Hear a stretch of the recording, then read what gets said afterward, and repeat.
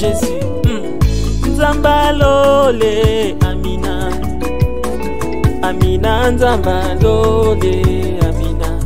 Tokili bilei, biso tokoti maombi. Tomesana na losambo. JDM TV News, la chaîne des Lumières. C'est votre chaîne. Abonnez-vous, abonnez-vous.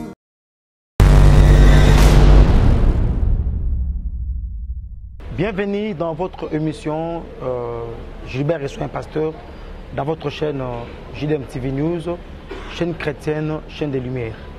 Et comme vous le savez, on est toujours là pour que le peuple de Dieu puisse être édifié et que le peuple de Dieu sache au moins ce qui va arriver avec le temps. C'est pourquoi on a un réel plaisir de recevoir pour vous l'homme de Dieu qui est habitué à cette émission pour venir nous parler ce qui se passe ou ce qui va se passer dans les jours à venir. Shalom, shalom, le peuple de Dieu. Je sais que vous êtes en train de nous suivre de partout et nous sommes dans le cadre de notre émission dont nous sommes en train de passer sur notre chaîne JDM TV News et nous parlons sur le nouvel ordre mondial. Je me nomme le révérend Jean-Claude Manoka. Je suis le pasteur et le représentant légal de la communauté évangélique Vie Nouvelle. Et comme nous sommes bilingues, nous allons parler et démontrer en ce qui concerne le nouvel ordre mondial. Tozali kolobela mikolo oyo nyonso na maté na biso etali le nouvel ordre mondial. Et na kati ya nouvel ordre mondial, tozola kisa mukili ndenge ezo changer. Nouvel ordre mondial ezali l'ordre ya ko gouverner le monde. Ndenge mukili ko tambola, l'ordre ya ko gérer l'humanité. Ndenge nini bako ko gérer ba population o bazali na mukili oyo. L'ordre aussi de gouverner les nations. Il y a kotambwisa ba nation. Ba nation ezebele na mukili oyo. Ezana ordre oyo ezali koya pona etambwisa ba nation. Alors la fois passée, j'avais donné l'introduction et nous nous sommes basés sur l'Apocalypse chapitre 13, versets 1 à 10. La Bible nous parle de l'émergence d'une bête. Bête moko oyo azali ko bima azo monter à partir ya mer. Na expliqué ki biso na Apocalypse 13 verset 1 à 10 que la mer représente l'humanité en souffrance, l'humanité en difficulté, l'humanité avec les défis. La mer c'est l'humanité ébalée. Ébalée soyo totali yango ezaka na ba mbonge, ezaka na ba secousse, ezaka na ba vent. Yango pe ezo représenter population ya terre. Population oyo ezali na ba problème sérieux. Toza na ba problème ya terrorisme, toza na ba problème ya guerre, toza na ba problème ya banzala, ba famine, toza na ba problème ya épidémie, makambo eze belé oyo ezo secouer l'humanité et il n'y a plus la paix sur la terre. Voilà pourquoi il viendra une bête qui va émerger pour dire paix et sûreté, pour chercher à donner la paix à l'humanité. Alors, je voulais que nous puissions commencer à démontrer étape par étape la venue de nouvel ordre mondial. Tolingi la kisango selon ba étape ndenge nouvel ordre mondial ekoya na kati ya mokili oyo. Alors, déjà à partir de l'émission passée, j'avais commencé à parler sur les effondrements. Mukili o tozali lelo, lokola balingi ba mema ordre ya sika. Et sengeli mukili oyo na ba réalité na système na yango ba yeba ko effondrer yango. Quand on parle de l'effondrement, c'est-à-dire ba détruire yango. Et nous sommes en phase des effondrements. Makambu oyo to yeba kikala. Makambu oyo tobandaki ko vivre na yango na société traditionnelle. Makambu oyo civilisation na biso amesanaki na yango lelo oyo batu o bazo basculer vers le nouvel ordre mondial balingi yango te. Babandi ko bebisa oyo ezalaki ba système ya kala po ba na ko implanter oyo ezali système ya sika. yango tozobenga yango les effondrements. Alors na Bible, na Psaume chapitre 11 verset 3, Psaume chapitre 11 verset 3, Bible Zoloba, quand les fondements sont renversés, les justes, que ferait-il? Quand les fondements sont renversés, les justes, que ferait-il? Pour le nouvel ordre mondial, ekota na mukili oyo, et sengeli ba renverser système actuel où ils ont gouverné mukili na biso, oyo tozo vivre nango lelo.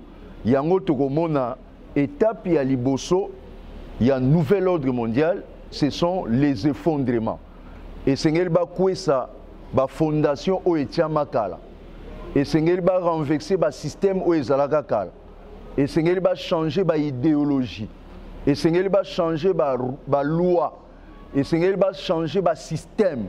Et sengeli ba changer ba ordre o ezalaki liboso pour ba établir nouvel ordre mondial.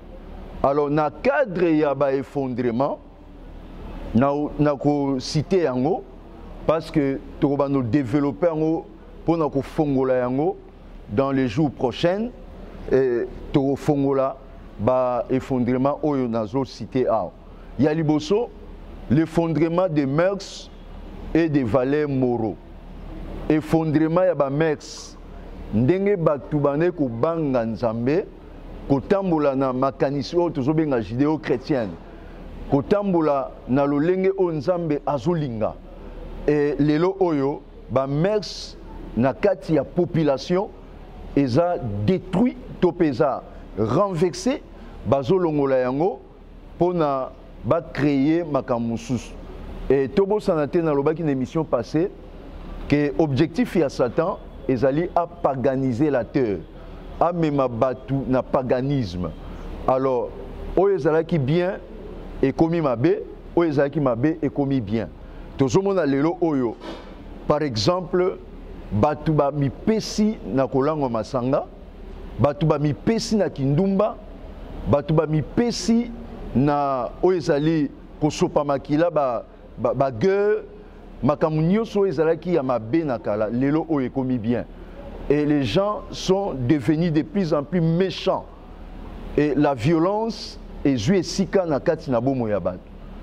Et tout ce qui était mœurs, na ba valeur moraux, lelo oyo eza renversé. Donc za na phase ya ba effondrement, ya ba valeur oyo ezalaki liboso. Tozomona lelo oyo sous d'autres cieux na ba constitution bandimi ba mariage ba homosexuel.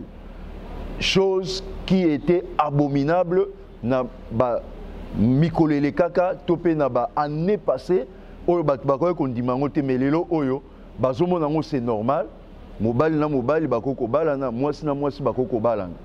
Et lelo oyo même ko sopazemi topé avortement, le premier pays au monde qui a inscrit l'avortement comme une loi qu'on est en train de tolérer, oyo kozala permis na niveau ya population, c'est la France.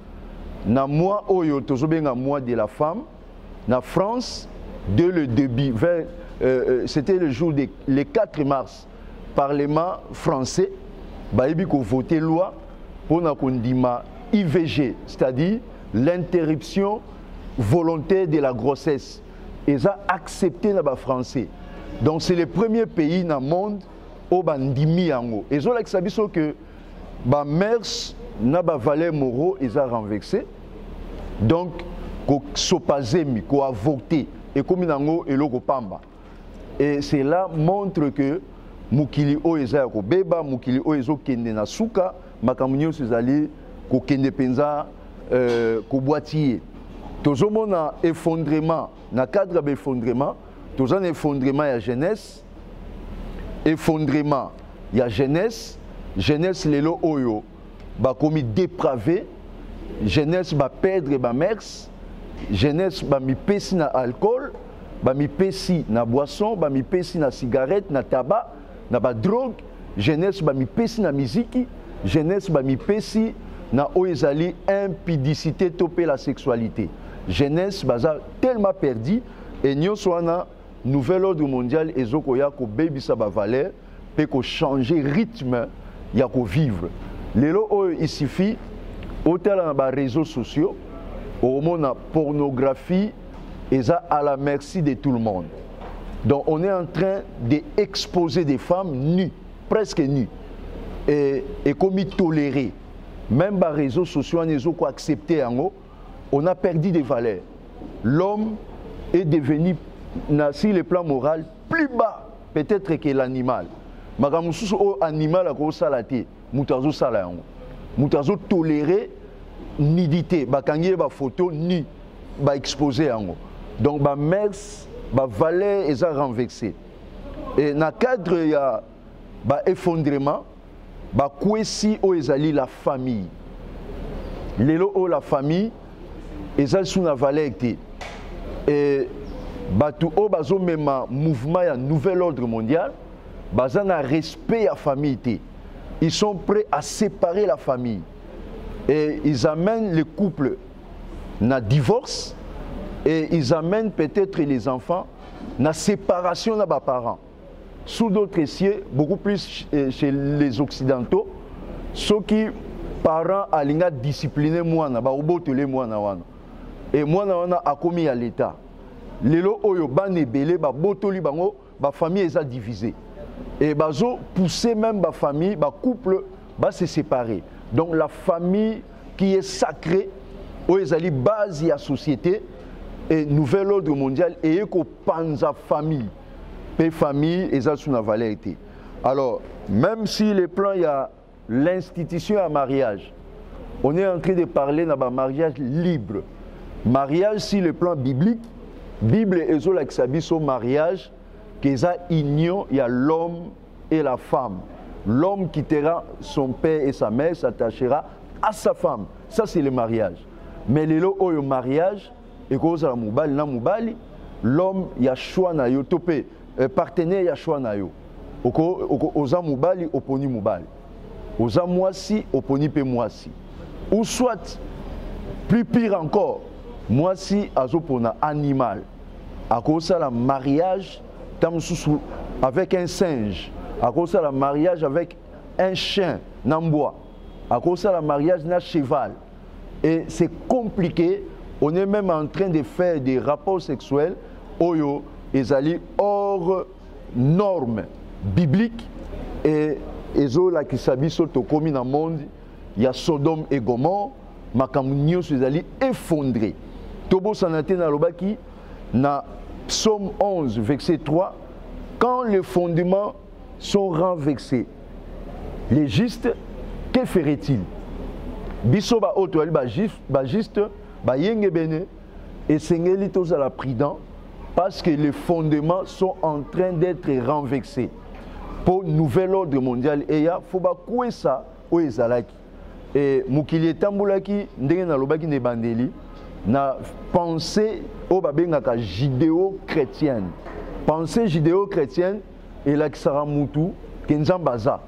Pensée on a et l'aksara mutu les biens et les mal. Pour na les biens, qu'on sala les mal té.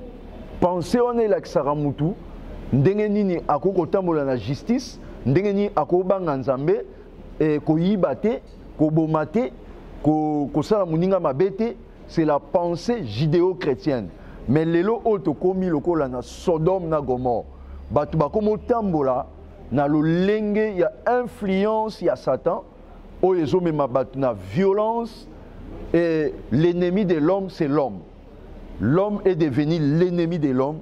Tout est effondré et nous sommes en train de vivre cela.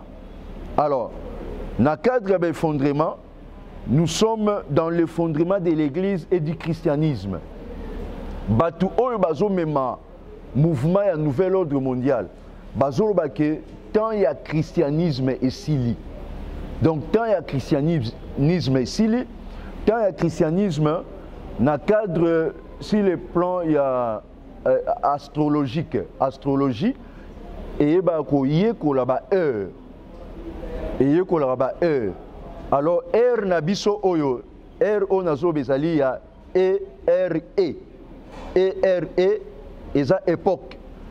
Astrologie, ils ont parlé biso sur les heures. Alors, ère chrétienne. Ère chrétienne qui a commencé depuis la naissance de Jésus jusqu'à maintenant. Alors, bateau bazo lingaba même un nouvel ordre mondial. Bazo ba ère chrétienne et sili. En d'autres termes, le temps de l'église est terminé. D'où il faut détruire l'église. Ils sont en train de travailler. Balarguer batuna bango na l'église. Balarguer ba faux prophètes. Balarguer batu o bakoko détruire le christianisme. Lelo otozomo na combien même n'a papoté combien pape oyazan a tendance libérale, il est en train d'avoir pitié des homosexuels. Il est en train de protéger les homosexuels. Il est en train de parler du bien pour les homosexuels. Cela montre que l'Église est détruite, l'Église est infiltrée, l'Église est yambi ba mercenaire au bazo bebi salingomba. Donc to komi vraiment natanga suka oyo tozo vivre effondrement, il y a christianisme. Alors batu oyo nalobi ba astrologue bazolo ba les chrétiennes et si les chrétiennes ba bengango aussi na ba jargon na bango l'ère du poisson. L'ère du poisson et si li poto passer na l'ère du verseau. L'ère du verseau pour na bango eza ère moko oyo nouvel ordre mondial ekoya oyo kozala temps à bonheur oyo kozala l'âge d'or oyo makambo ekotambola malamu. En d'autres termes, c'est le temps où l'antichrist va régner sur la terre. Bango bazobenga yango eza âge moko ya kitoko oyo bazolinga ekoma. Bien aimé, comme nous sommes arrivés à la fin du christianisme, les chrétiens doivent dresser la tête, lever la tête pour enlèvement ezalisou musikati. Et tous les signes sont là, sont en train de nous faire voir que le christianisme est arrivé à la fin. Et un philosophe moko allemand, il y a 19e siècle, philosophe wana allemand il y a 19e siècle, comme on a Nietzsche. Nietzsche, il avait prophétisé sur la mort de Dieu en Europe. Au 19e siècle, Nietzsche a prophétisé sur la mort de Dieu. À l'Obinine, il a parlé que la foi chrétienne va disparaître. Le christianisme va disparaître. La confiance auprès de ce Dieu chrétien va terminer. Et pour Nietzsche, il avait parlé de ça. Lelo otozomona ba continent oyememela ki biso Bible otozana ngo lelo.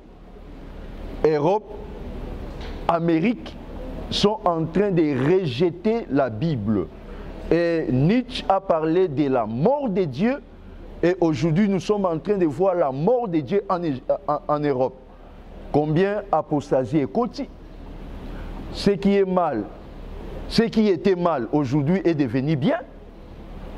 Inceste, qui condamnable, na Allemagne, ils ont accepté. Homosexualité, ils ont accepté dans les pays européens. Et les drogue sous d'autres cieux, officiellement, on peut se droguer, on peut acheter les chanvres et on est en train d'enseigner la sexualité même aux enfants au niveau des maternelles. Et cela montre que la société traditionnelle est détruite. Une société moderne qui est une société apostate. Donc, Tokomi Penza, Natangu, Oyo makambu nyonso ezo basculer, makambu nyonso ezo kwea. Quand les fondements sont renversés, légiste, que ferait-il? Tangu fondement ezo bukan ezo kwea. Biso bayenge benetoro sala ni lamuka na pongi po Yesu azobelema pona kozonga. Lamuka na pongi po Yesu azobelema pona koya kozwa ba oyaye. Parce que le fondement est renversé. L'ordre mondial est en train de renverser les fondements. Et effondrement, Moussou Césali, il y a la religion traditionnelle. Le col a tokomi na fin à christianisme, les religions qui ont accompagné le christianisme doivent aussi être effondrées. Et c'est-à-dire islam, bouddhisme, la religion nyonso ya Asie, la religion oto yebiwana, et sengeli yangope ekweya. Et zo kweya au profit, il y a religion au bazobenga la religion mondiale. C'est-à-dire quoi? Il faut que le christianisme ekweya et disparaître. Il faut que la religion traditionnelle, par exemple musulmane, par exemple religion la religion bouddhiste, la religion asiatique, et c'est la religion la religion africaine, la religion des noirs, s'effondrer, pe basala religion moko, la religion mondiale, et qu'on bimisa les faux prophètes, oyo ako accompagner le règne, il y a Antichrist. Et tout cela se prépare. Tout le monde a combien de leaders religieux, bazo sangana déjà. Sous la houlette, il y a papoté, azo sangi sera ba leader pour former la religion mondiale. Nous sommes arrivés à la fin. L'Église doit lever la tête parce que Jésus-Christ reviendra bientôt. Nous devons nous préparer, nous devons être prudents. Et Christ a dit, quand vous verrez toutes ces choses arriver, redressez-vous car votre délivrance arrive. Nous devons nous préparer pour cela. Alors, il y a l'effondrement même des pouvoirs des États-nations.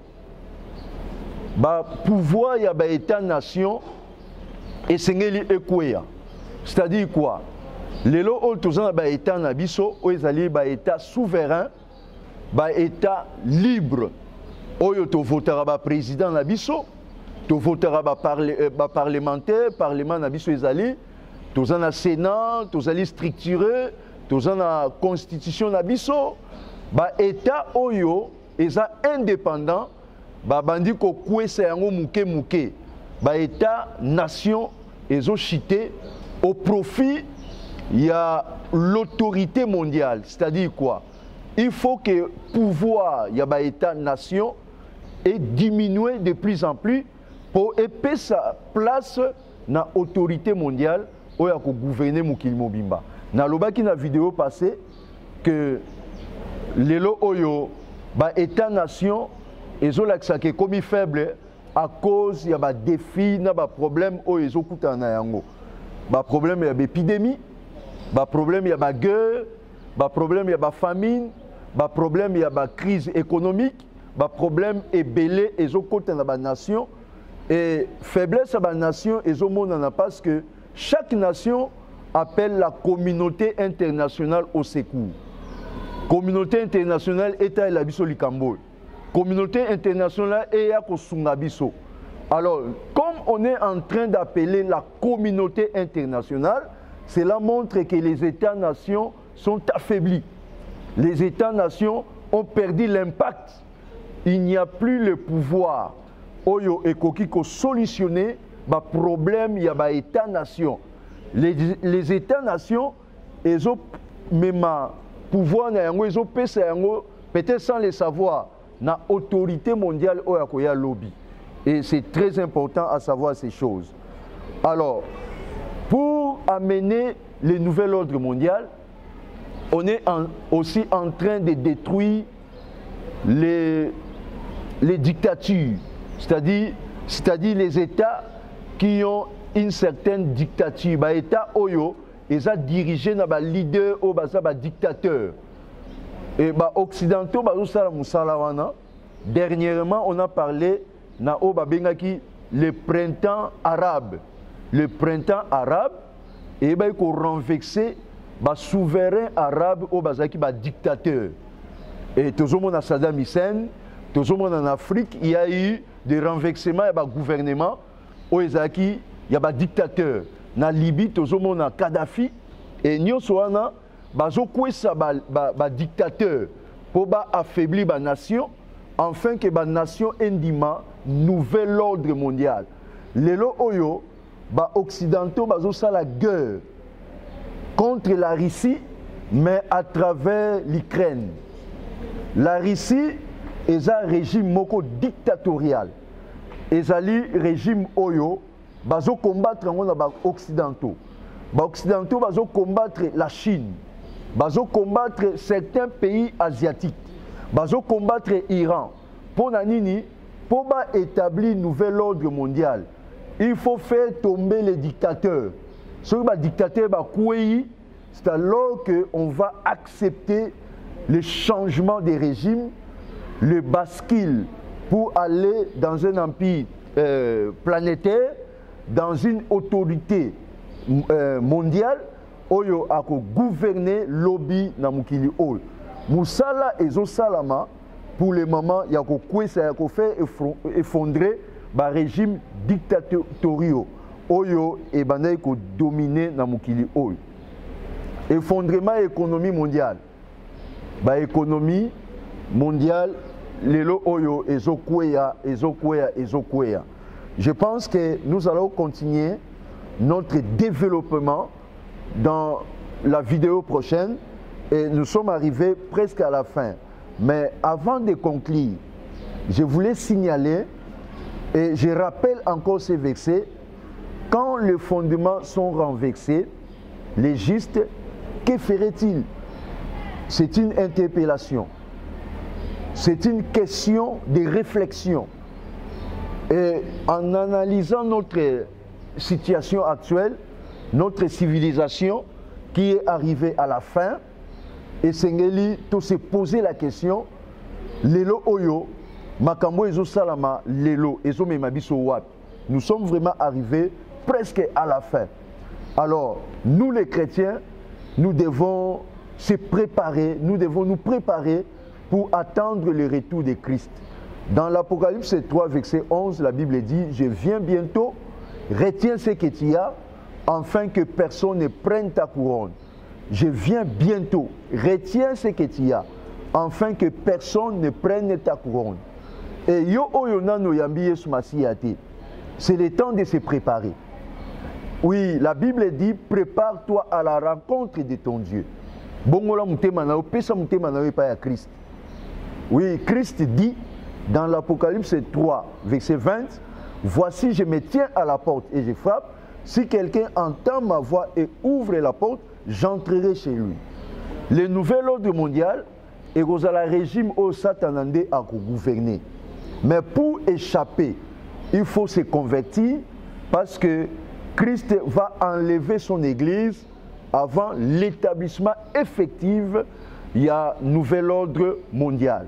Yango ezalaki communication na biso alelo kola pambola bino. Nous passons sur JDM TV News.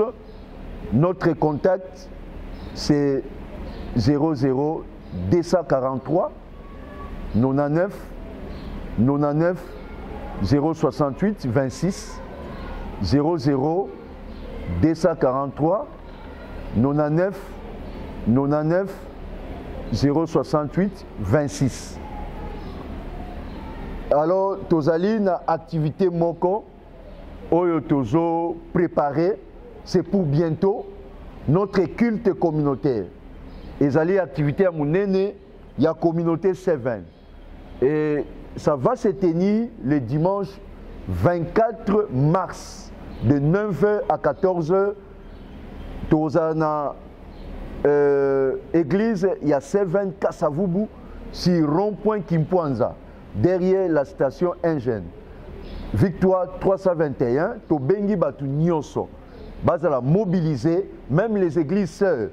Yope Oyo Kendaka Nilpa, Yakana Kilte communautaire Wana.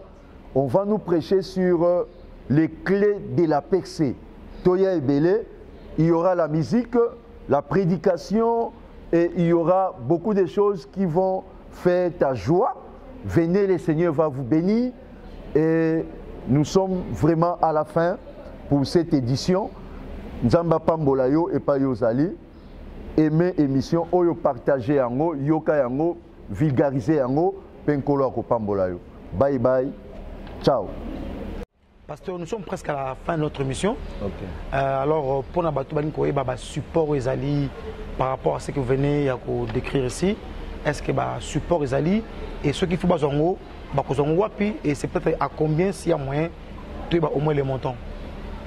Bien, tous allés na support na biso pour faciliter yo parce que le peuple de Dieu doit acquérir l'intelligence.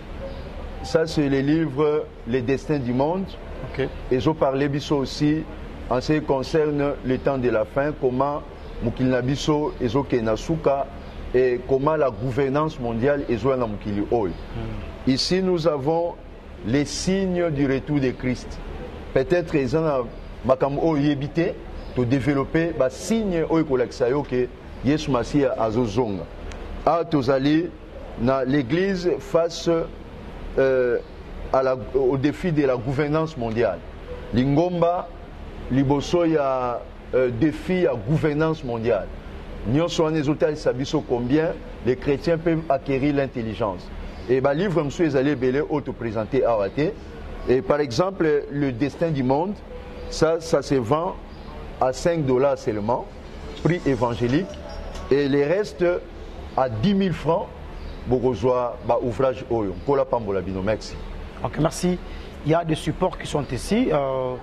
Si vous trouvez qu'il n'y a pas moyen d'appeler, comme le pasteur vient de donner son numéro de téléphone, passez ici à Kimponza, juste dans la station Ingène. Il y a l'église 7 qui est là.